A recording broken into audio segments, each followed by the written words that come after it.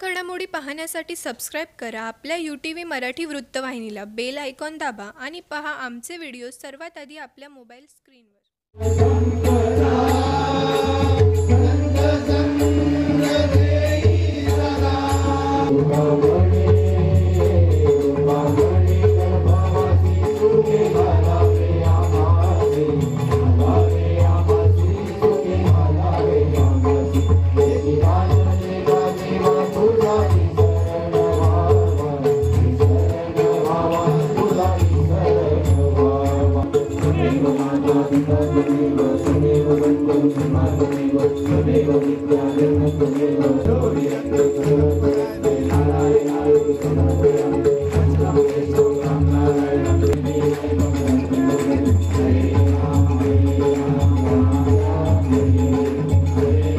हिंदू धर्म संस्कृती संवर्धन पवित्र श्रावण मास निमित्ताने अंबरनाथच्या प्राचीन शिवमंदिरात जगद्गुरू रामानंदाचार्य स्वामी नरेंद्राचार्य महाराज यांचा आगमन सोहळा पार पडला.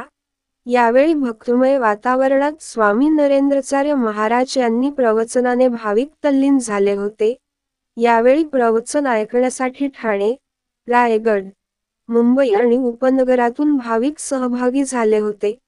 तसेच श्रावणमास महोत्सवाच्या सामाजिक उपक्रमांतर्गत 5 गरजू शाळांना 10 संगणक, 3 थंड पाण्याचे कूलर, 3 अपंगांना बॅटरी बाईकचे वाटप करण्यात आले. मागील अनेक वर्षांपासून माजी नगरसेवक आणि शिवमंदिर पुजारी विजय पाटील यांच्या संकल्पनेतून श्रावणमास या ठिकाणी साजरा केला जातोय.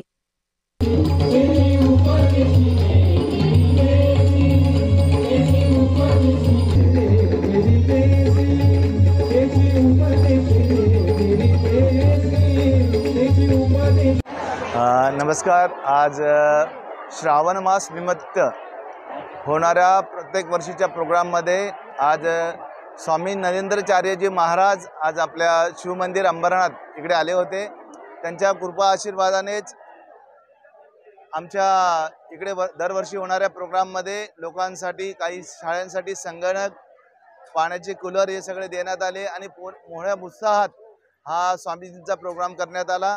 इकडे लाखोच्या संख्येने लोक होते आणि असाच कार्यक्रम दरवर्षी व्हावं हीच स्वामीजींची चरण प्रार्थना आणि भोलेच्या चरणी प्रार्थना करतो. आणि हे वर्ष असंच सुखात सगळ्यांना जावं आणि आम्हालाही सुखात जावं हीच दरवर्षीप्रमाणे प्रार्थना करतो आणि पुढेही असंच हा कार्यक्रम चालत राहो हीच प्रभूचरणी प्रार्थना. धन्यवाद.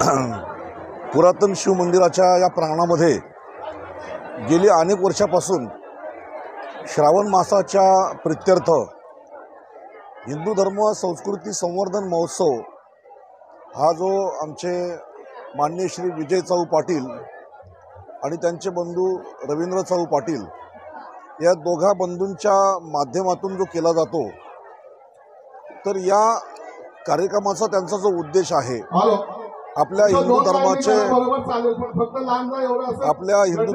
संस्कार, आपल्या हिंदू धर्माची संस्कृती ही कायमस्वरूपी या समाजामध्ये टिकून ठेवण्याचं काम या कार्यक्रमाच्या माध्यमातून ते करीत आहेत. विशेष म्हणजे आज या कार्यक्रमासाठी एक आशीर्वाद देण्यासाठी या महाराष्ट्रातील संत परंपरेतील एक थोर संत परमपूज्य नरेंद्राचार्यजी महाराज या ठिकाणी आले होते. आपण पाहिलं असेल की आता विजय पाटील असतील, रवी पाटील असतील, जेव्हा हे या ठिकाणी हा सामाजिक कार्यामध्ये आज त्याने संगणकाची म्हणजे भेट दिली असेल शाळांना किंवा शाळांना काही आवश्यक वस्तू त्यांनी या ठिकाणी दिलेल्या आहेत. परंतु हे सगळं कार्य करीत असताना त्यांच्या ठिकाणी कुठेही आपल्याला अहंकार बघायला मिळत नाही. म्हणजे आम्ही जे करतो हा ईश्वराचा प्रसाद आहे, ही साधूची कृपा आहे, अशा भावनेने त्यांच्याकडून हा दान धर्म या ठिकाणी होत असतो. आणि एक ज्ञानेश्वर महाराजांचं एक वाक्य आहे, जेथे जेथे संपत्ती आणि दया दोन्ही वस्ती आली एका ठाया, तेथे जाण धनंजय विभूती माझी. म्हणजे संपत्ती आणि दया एकत्र पाहायला मिळत नाही, परंतु या दोन भावांच्या ठिकाणी हे आपल्याला विशेषत्वाने पाहायला मिळतं. परमेश्वर त्यांना उदंड आयुष्य द्यावं असं त्यांना. तर हे नामच तारणार आहे आपल्याला, हे लक्षात घ्या. हे भगवंताचं नाम तारतं.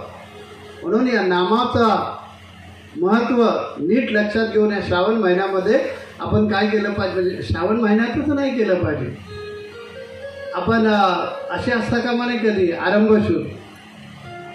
आपण हिंदूंनी कायम आपल्या देवदेवता, आपले व्रत वैकल्य, आपले उपवास आपले सणवार, आपल्या रूढी परंपरा, आपला कुळाचार हा पाळला पाहिजे, तरच पुढच्या पिढीला ते समजणार आहे.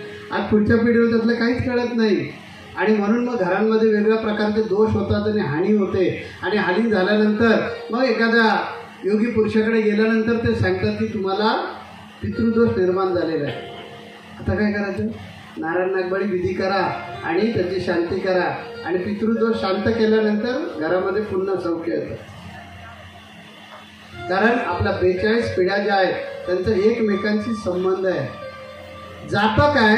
शरीर, आत्मा कधीही जात नाही. अपान व्यान समान उदान आणि प्राण हे कधीही संपत नाही. ती एक ऊर्जा आहे. ऊर्जा रूपांतरित होते. विज्ञान सांगतं ऊर्जा नाश नाही होत. ऊर्जा वेगळ्या रूपामध्ये, वेगळ्या फॉर्ममध्ये येते, पण ऊर्जाच असते, कारण ते चैतन्य. आणि आपला आत्मा सुद्धा चिरंजीव आहे. म्हणून भगवान कृष्णाने गीतेमध्ये सांगितलं की मी अनंत जन्मी होतो, आताही आहे आणि यापुढेही असणार. कारण आत्मा चिरंजीव सांगणारं आपलं हे हिंदू शास्त्र, आपली वैदिक सनातन संस्कृती चिरंजीवता मानतो. त्यामुळे आपण मरत नाही कधी, हे लक्षात घ्या. त्यामुळे 42 पिढ्यांचा आपण कृतज्ञ लोक नाही आहे, म्हणजे कृतज्ञ आहोत, कृतज्ञ नाही आहे. त्यामुळे आपण 42 पिढ्यांचा संबंध ठेवतो. आपलं 42 पिढ्यांचं ऋण आपल्यावर असतं. आपण इथे काही चुका करतो त्याचा 42 पिढ्यांना दोष लागतो. ठळक घडामोडी पाहण्यासाठी सबस्क्राईब करा आपल्या UTV मराठी वृत्तवाहिनीला. बेल आयकॉन दाबा आणि पहा आमचे व्हिडिओ सर्वात आधी आपल्या मोबाईल स्क्रीनवर.